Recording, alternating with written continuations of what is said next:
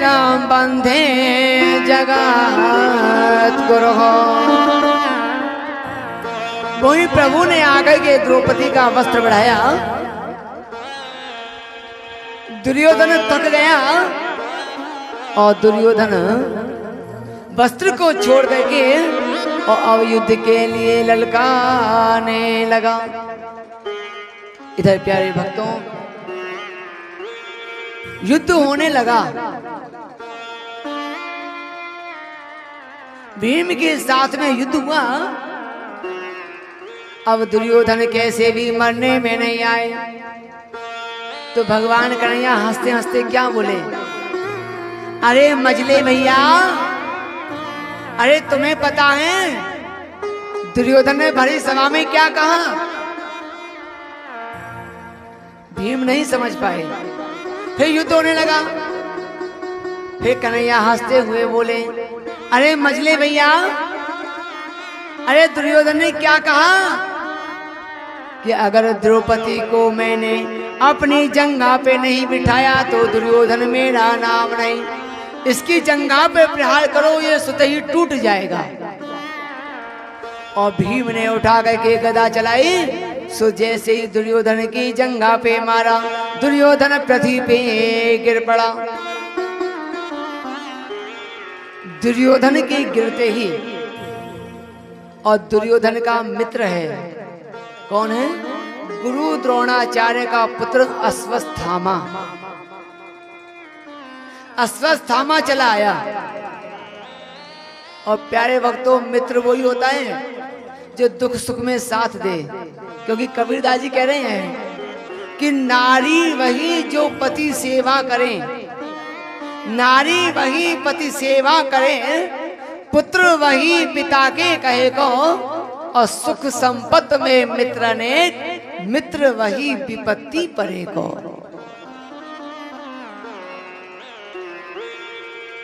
अश्वत्थामा कहने लगे, भैया अरे तुम्हारी ये दशा किसने की है? तो मरते मरते भी दुर्योधन झूठ बोलने लगा। क्या झूठ बोला? कि अरे भैया आज मुझे पांचों पांडवों ने मिलकर के मारा है, जाओ उनका बदला लो। अश्वत्थामा कहने लगे, मित्रों हम तुम्हारी सौगंध खा के जाते हैं कि ये रात्रि का सूर्य सुबह उदय नहीं होगा, पांचों पांडवों का सिर धड़ से अलग हो जाएगा। अश्वत्थामा वचन देकर के पांचों पांडवों को ढूंढने जा रहे हैं। द्रौपदी के कक्ष में पहुंचे तो वहां पांचों पांडव तो नहीं थे। पांचों पांडवों के 5 पुत्र चद्दर ओढ़ करके शयन कर रहे थे। अश्वत्थामा ने देखा कि अरे पांचों पांडव सो रहे हैं। और उसी अश्वत्थामा ने क्रूर अर्दाई ने अपना वज्र निकाला और देखते ही देखते द्रौपदी के 5 पुत्रों के सिर धड़ से अलग कर दिए। इधर प्यारे भक्तों सवेरे का सूर्य उदय होने को आया। द्रौपदी उठ करके चलने लगी। मन में सोचा कि बच्चे नहीं उठे, अरे इन्हें अभी और सोने दूं, अभी नहीं जगाऊं। धीरे धीरे सूर्य उदय हो गया। द्रौपदी कह लगी, अरे जो बच्चे रोजाना उठ करके मुझे प्रणाम करते थे अभी तक उठ के नहीं आए, चल के देखूं तो सही। और प्यारे भक्तों द्रौपदी ने कक्ष में जाकर के जो चद्दर हटाया तो एक माता के सामने 5 पुत्रों की लाश पड़ी है।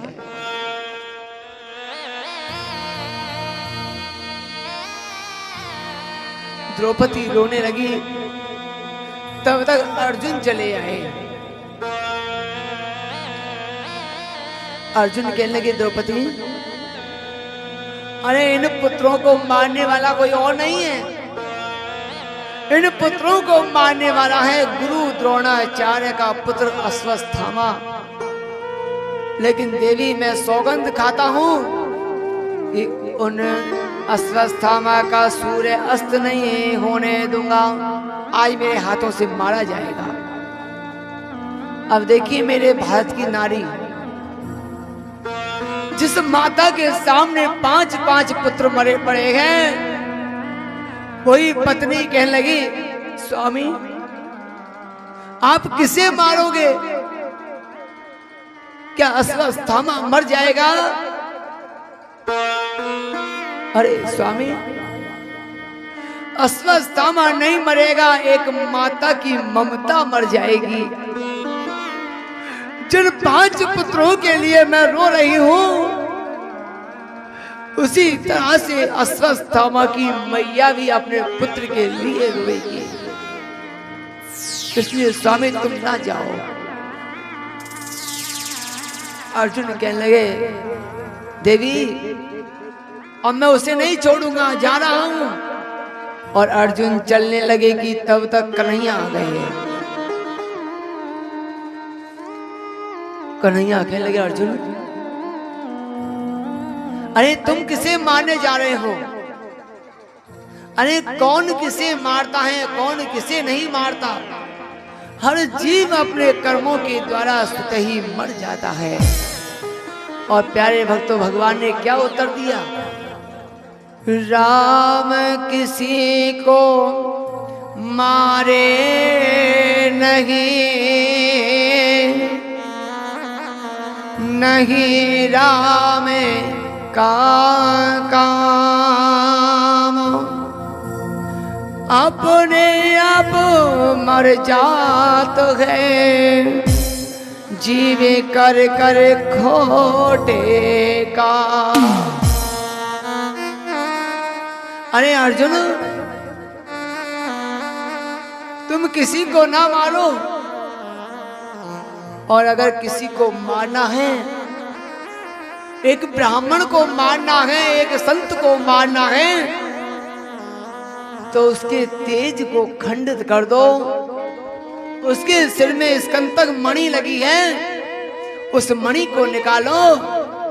वो अपना दुखड़ सहन नहीं कर पाएगा और वो स्वतः ही मर जाएगा। ब्राह्मण का तेज नष्ट कर दिया तो वो स्वतः ही मर जाएगा। अर्जुन उसी समय प्यारे भक्तों,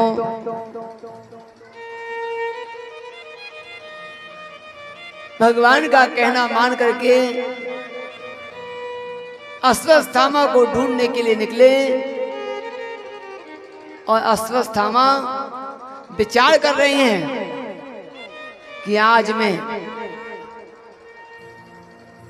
इस भारत के वंश में किसी भी जीव को होने नहीं दूंगा और सारे भारत के वंश को नष्ट कर दूंगा। आज प्यारे भक्तों, वही अश्वत्थामा ढूंढने के लिए चला तो अर्जुन का पुत्र है अभिमन्यु, और अभिमन्यु की पत्नी को नाम है उत्तरा। उत्तरा गर्भवती थी। उत्तरा के गर्भ की ओर और अस्त्र छोड़ा, ब्रह्मास्त्र छोड़ा, तो वही ब्रह्मास्त्र और उत्तरा के गर्भ में जाकर के लगा। उत्तरा दर्द से झटपटाने लगी कि अरे प्रभु बचाओ, अरे प्रभु बचाओ। और प्रभु ने अंगूठे भर का रूप बना करके सहस्त्र सिर का, सहस्त्राक्ष का, सहस्त्र पादो यदो, उन्होंने एक अंगूठे भर का रूप बना करके भगवान ने और माता के गर्भ में प्रवेश किया, ब्रह्मास्त्र को वापस घुमा दिया। और भगवान प्यारे भक्तों उस जीव को क्या कह रही हैं? कह रही दुष्टों, ये माटी का पुतला है और एक दिन से माटी में ही मिलना पड़ेगा। तुम किसे मारो किसे ना मारो, सब जीव मेरे बनाए गए। और भगवान किस तरह से अर्जुन से उपदेश दे रहे हैं, क्या कह रहे हैं? माटी का जाएगा। मान मेरा कहना नहीं तो पछताएगा। मान मेरा कहना ना माटी का खिलौना माटी में मिल जाएगा।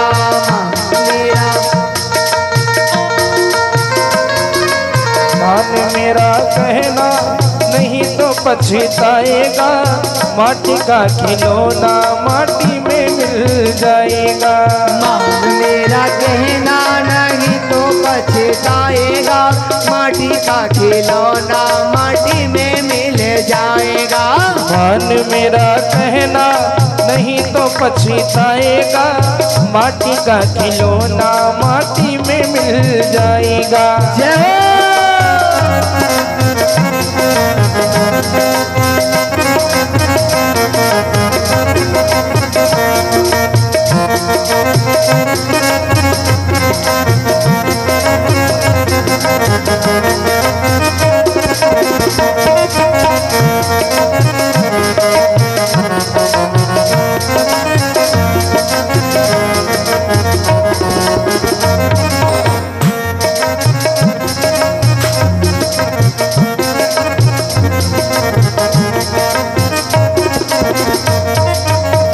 पिता तेरा कुटुंब कबीला विपदा पड़े पर कोई ना है किसी का। मात पिता तेरा कुटुंब कबीला विपदा पड़े ना है नहीं कोई किसी का। एक दिन हंसा अकेला उड़ जाएगा। माटी का खिलौना माटी में मिल जाएगा। एक दिन हंसा अकेला उड़ जाएगा। मान मेरा कहना नहीं तो पछताएगा। माटी का खिलौना माटी में मिल जाएगा। मेरा कहना नहीं तो पछताएगा। माटी का खिलौना माटी मिल जाएगा। ताली बजाते हुए राधे राधे।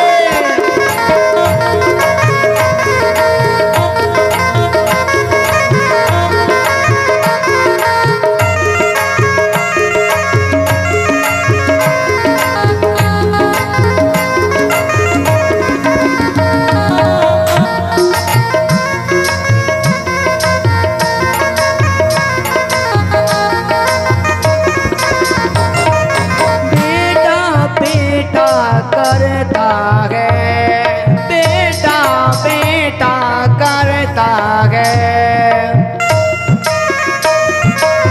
करता है। बेटा तेरा एक दिन पड़ोसी बन जाएगा। माटी का खिलौना माटी में मिल जाएगा। बेटा तेरा एक दिन पड़ोसी बन जाएगा। माटी का खिलौना माटी में मिल जाएगा। मान मेरा कहना नहीं तो पछताएगा। माटी का खिलौना माटी में मिल जाएगा। मान मेरा कहना नहीं तो पछताएगा। माटी का खिलौना माटी में मिल जाएगा।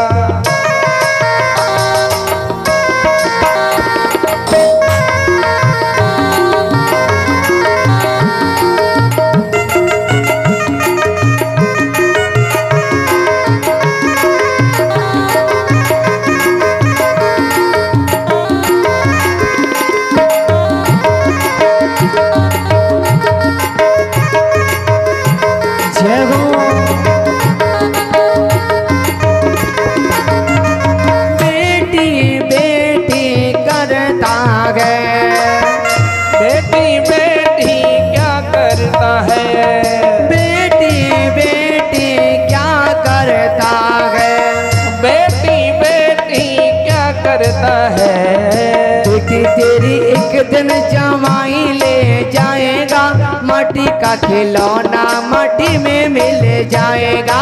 बेटी को तेरी जवाई ले जाएगा, माटी का खिलौना माटी में मिल जाएगा। मान मेरा कहना नहीं तो पछताएगा, माटी का खिलौना माटी में मिल जाएगा। मान मेरा कहना नहीं तो पछताएगा, माटी का खिलौना माटी में मिल जाएगा। भगवान कह लगे, अरे अर्जुन ये माटी का पुतला है और एक जगह जीवन आने जाने छाया, झूठी माया झूठी काया। जीवन आने जाने छाया, झूठी माया झूठी काया। फिर काहे को सारी उमरिया पाप की कटोरी ढोए, सुख के संग साथी दुख में न को।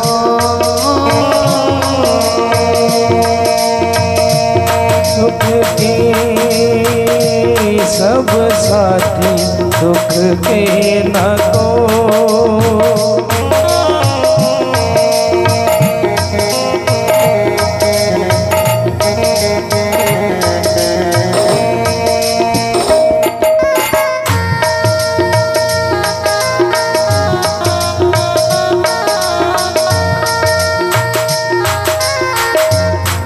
ना कुछ तेरा ना कुछ मेरा, ना कुछ तेरा ना कुछ मेरा। ये जग जोगी वाला फेरा।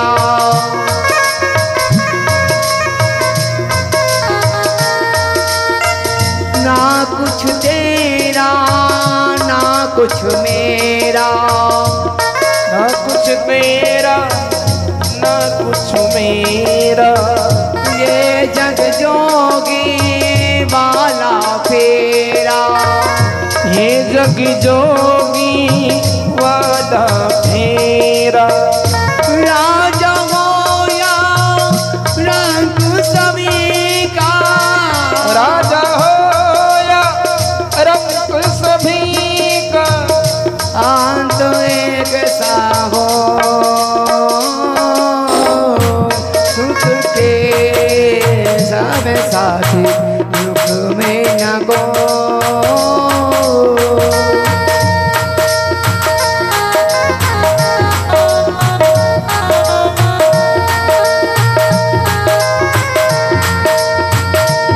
सुख के सब साथी दुख के न को।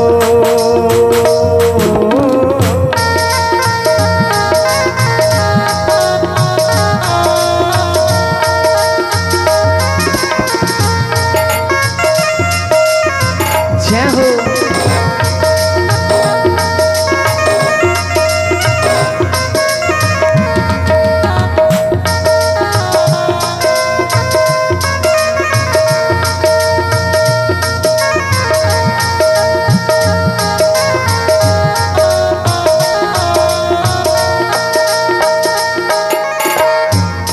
कुंती कहने लगी कन्हैया मुझे सुख नहीं चाहिए और मुझे देना है तो दुख ही दुख दीजिए, क्योंकि कहा दुख में सुमिरन सब करे, सुख में करे ना कोई। जो सुख में सुमिरन करे दुख काहे को।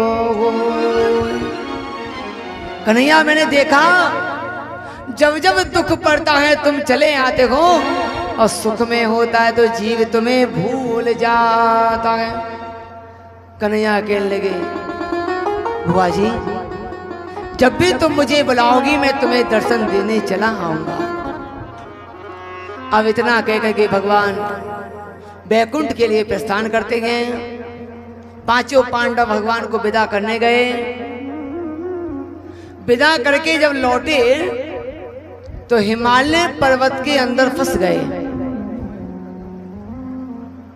अब हिमालय पर्वत की एक विशेषता है कि जो लोग यहाँ पाप करते हैं, झूठ बोलते हैं, किसी को सताते हैं, हत्या करते हैं, किसी का धन खा जाते हैं, वो सभी लोग हिमालय पर्वत में जाकर के गल जाते हैं।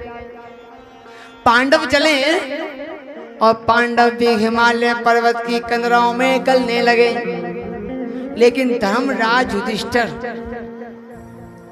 उस कंदराओं के अंदर नहीं गले। उन्होंने देखा चारों तरफ तो सब लोग साथ छोड़ के चले गए। युधिष्ठिर जी कहने लगे, अरे अब मेरा साथ देने वाला कोई नहीं। और युधिष्ठिर जी ने पीछे देखा तो धर्मराज जी के रूप में एक काला कलूटा सूप कहते हैं कुत्ते को, वही उनका साथ देने के लिए चले आए।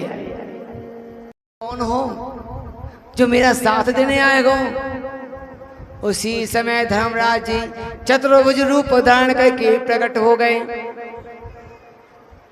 और देखते ही देखते युधिष्ठिर जी के दाएं हाथ का अंगूठा गल गया। भगवान, मेरे अंदर ये अच्छाई है कि सतयुग त्रेता द्वापर इन युगों के अंदर किसी के ऊपर गलत दृष्टि भी डाल दें, किसी को गलत निगाह से देखें तो उसका भी दोष लग जाता है। और कलयुग में महाराज तब तक कोई काम अपने हाथों से जाके नहीं करोगे, पाप नहीं करोगे, तब तक उसका दोष नहीं लगेगा। सतयुग त्रेता द्वापर के अंदर जो संत महात्मा सर पटक पटक करके मर जाते थे, उनका भी उद्धार नहीं होता। और महाराज कलयुग के अंदर अगर 2 मिनट शुद्ध उच्चारण ना करके और मरा मरा भी कहोगे, राम ना बोल सके तो मरा मरा भी कहोगे, तो एक ना एक बार शुद्ध उच्चारण अवश्य होगा और उसी का उद्धार हो जाएगा। अब महाराज मुझे मारना चाहते हो तो मार दीजिए। परीक्षित जी कहने लगे, अब तुझे मारेंगे नहीं, लेकिन तुम्हारे रहने के लिए हम 4 स्थान तुम्हें देते हैं, तुम वहां जाकर के निवास करो।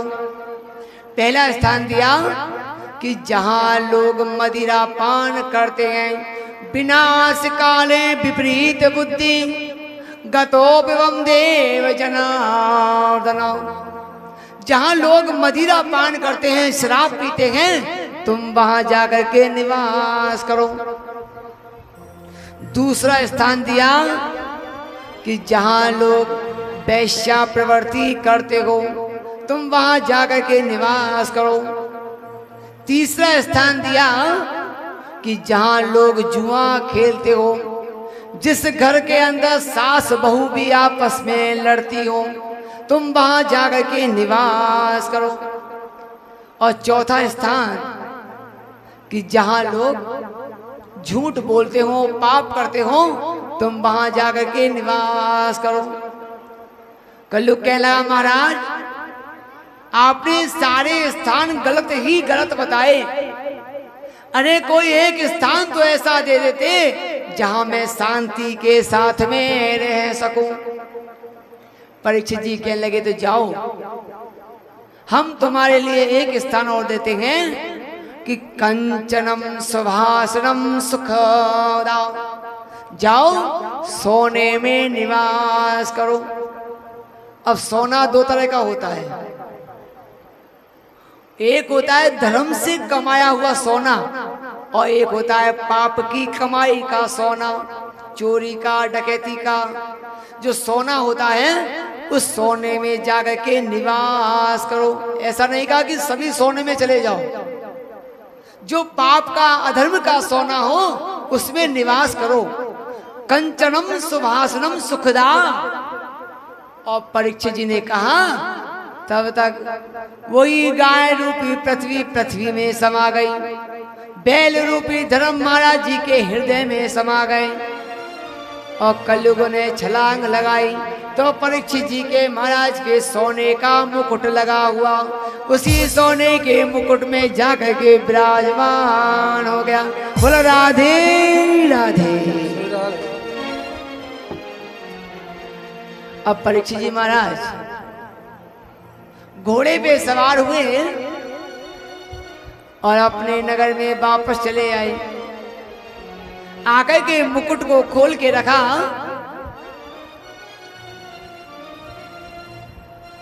मन में विचार किया कि चलो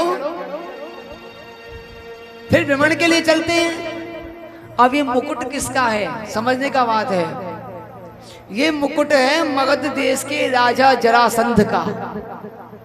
अब जरासंध कैसा है? जरासंध घमंडी, हीलसा, दुराचारी, पापी। और प्यारे भक्तों, अगर पापी व्यक्ति का अगर तुम वस्त्र धारण करोगे, घमंडी से बातें करोगे,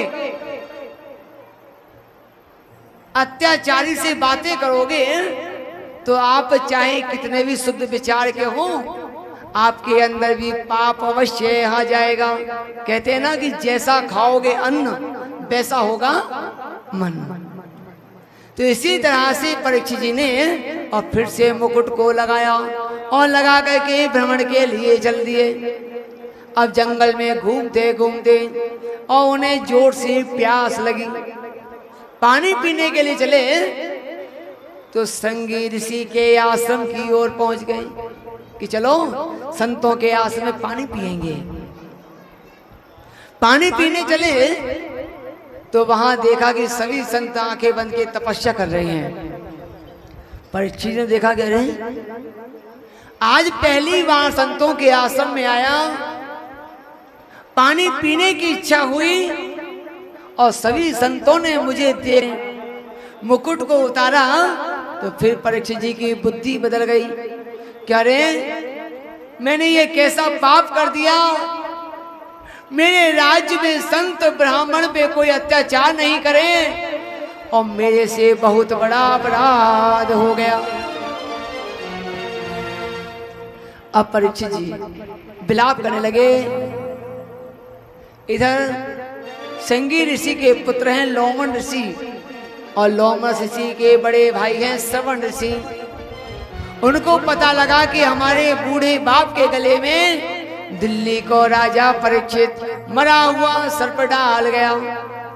उन्होंने हाथ में जल लिया और कहने लगे, परीक्षित तुमने हमारे बूढ़े बाप के गले में मरा हुआ सर्प डाला, तुमने पाप किया, तो जाओ परीक्षित, हम आज से तुम्हें श्राप देते हैं कि यही तक्षक आज से ठीक 7वें दिन जीवित होकर के और तुम्हें डसेगा, तुम्हारी मृत्यु हो जाएगी।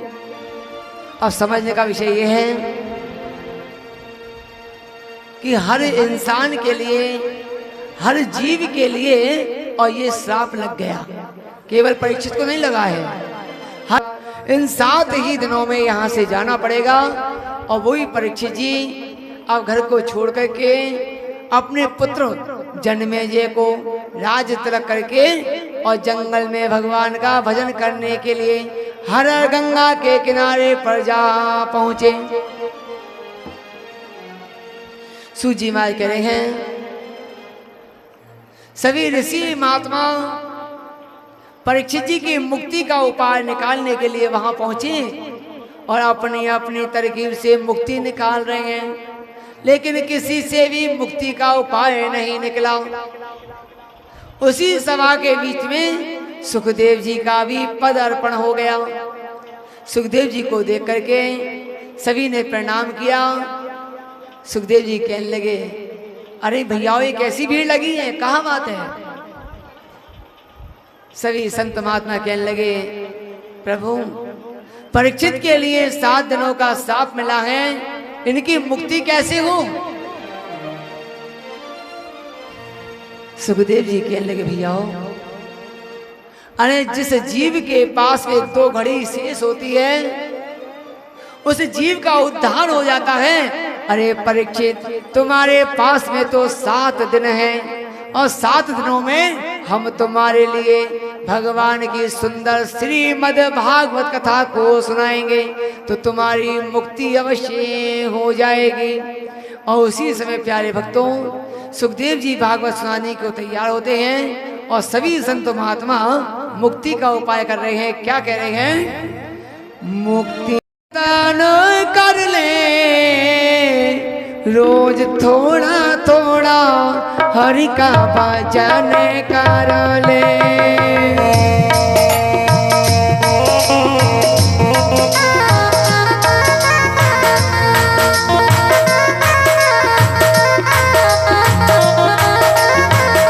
मुक्ति का कोई तू यत्न कर ले, मुक्ति का कोई तू यत्न कर ले रे। रोज थोड़ा थोड़ा हरि का भजन कर ले, रोज थोड़ा थोड़ा हरि का भजन कर ले।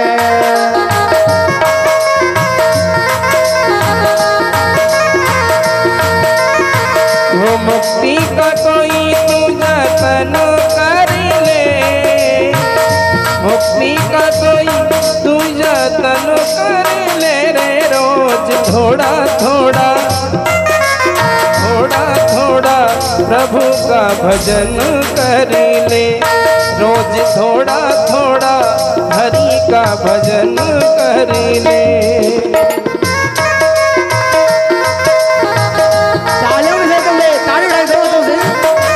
दोनों उठा के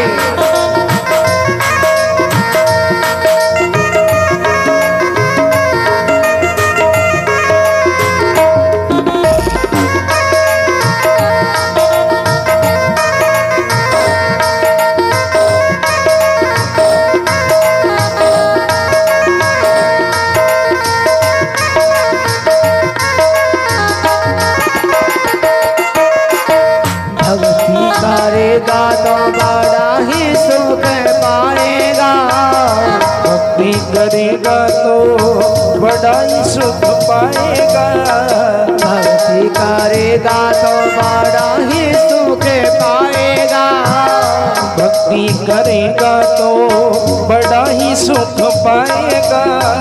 भक्ति से आत्मा का मैल छूट जाएगा, भक्ति से आत्मा का मैल छूट जाएगा, भक्ति से आत्मा का मैल छूट जाएगा, भक्ति से आत्मा का मैल छूट जाएगा।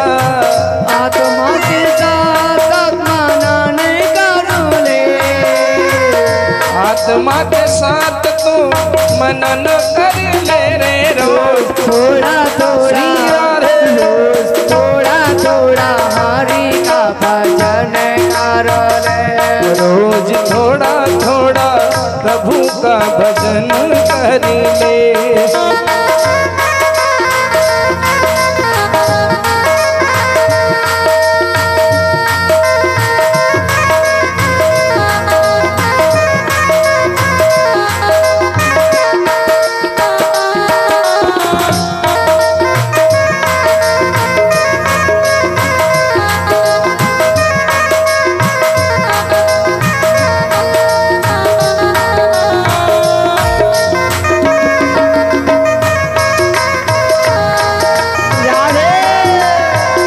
मुक्ति का कोई तो जतन कर ले, मुक्ति का कोई तो जतन कर ले रे। रोज थोड़ा थोड़ा थोड़ा थोड़ा हरि का भजन कर ले, रोज थोड़ा थोड़ा प्रभु का भजन कर ले।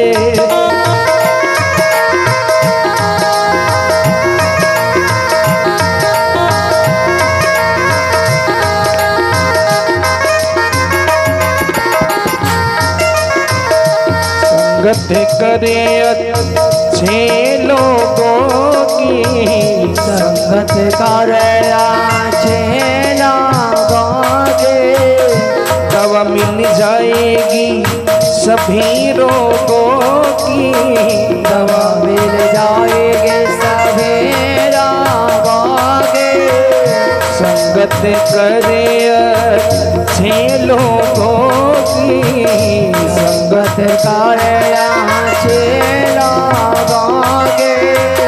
दवा मिल जाएगी सभी रोगों की, दवा मिल जाएगी सभी रोगों की।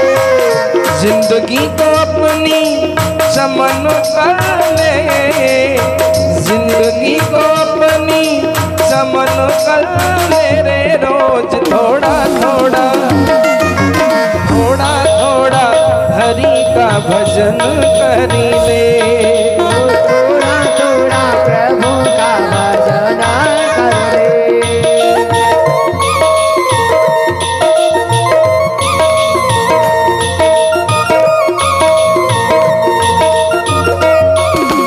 जय हो।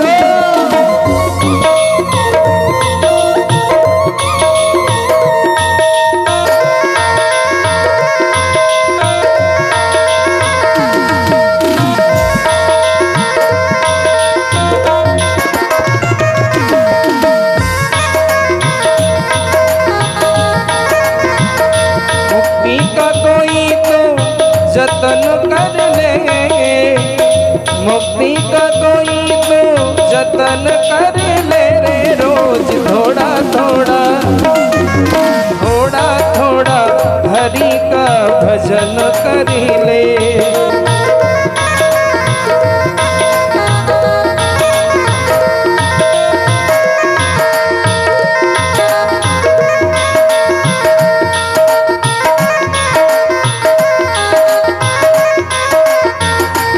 रोज थोड़ा थोड़ा राम का भजन करी ले, रोज थोड़ा थोड़ा प्रभु का भजन। बोले वृंदावन बिहारी लाल की जय हो। सुखदेव जी महाराज कहने लगे कि परीक्षित, हम तुम्हारे लिए संपूर्ण कथा को सुनाएं तो इसके ये कथा पूरी होती है। हम तुम्हें 7 दिनों में सारी कथा नहीं सुना सकते, लेकिन परीक्षित, जो भगवान के मुख्य मुख्य 24 अवतार हुए हैं, हम उन्हीं 24 अवतारों की कथा तुम्हारे लिए सुनाएंगे। और भगवान के 24 अवतार कौन कौन से हैं? तो यहाँ सुखदेव जी ने 24 अवतारों की कथा बताई है, जो इस भागवत में हम सुनने के लिए जा रहे हैं। सबसे पहला अवतार बताया, स एवं प्रथमं देवा कौमार सर्वमस्थिता चरादस्तर ब्रह्मय ब्रह्मचार्य खंडिता। सबसे पहला अवतार भगवान का हुआ है सनक, सनंदन, सनद, सनातन कुमार, चारों भैयाओं के रूप में हुआ। दूसरा अवतार कौन सा हुआ?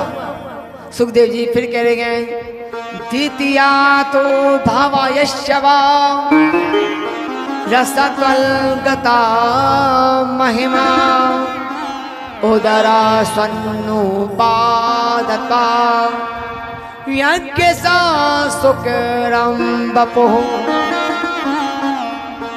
दूसरा अवतार भगवान का, जिस समय हिरण्याक्ष और पृथ्वी को लेकर के पाताल में चला गया, उस समय भगवान ने और बड़ा अवतार सुअर का रूप धारण किया। ये दूसरा अवतार हुआ। तीसरा अवतार भगवान का कौन सा हुआ? तृतीया नरसिंहं च देवर्षि ममुपेतं सह तत्र शान्तमाचष्टः निष्कर्मया मणिनं वपुः। तीसरे अवतार में और देवर्षि नारद जी के रूप में अवतार हुआ, जिसे 5 रात्र नारद भी कहा जाता है। चौथा अवतार और धर्म की पत्नी मूर्ति के गर्भ से यज्ञ नारायण के रूप में अवतार हुआ। 5वां अवतार देवहूति और कर्दम ऋषि के यहाँ जाकर के कपिल के रूप में भगवान का अवतार हुआ। छठा अवतार भगवान का और बता रहे हैं पंचष्टे अत्रेना परम यत्पः व्रता प्रातो न शून्यया अनाविक्षया महाकारो न दिव्या उचीर्वा। छठा अवतार अत्रि ऋषि के यहाँ अनुसुईया के गर्भ से और भगवान दत्तात्रेय के रूप में हुए। ये भगवान का छठा अवतार हुआ।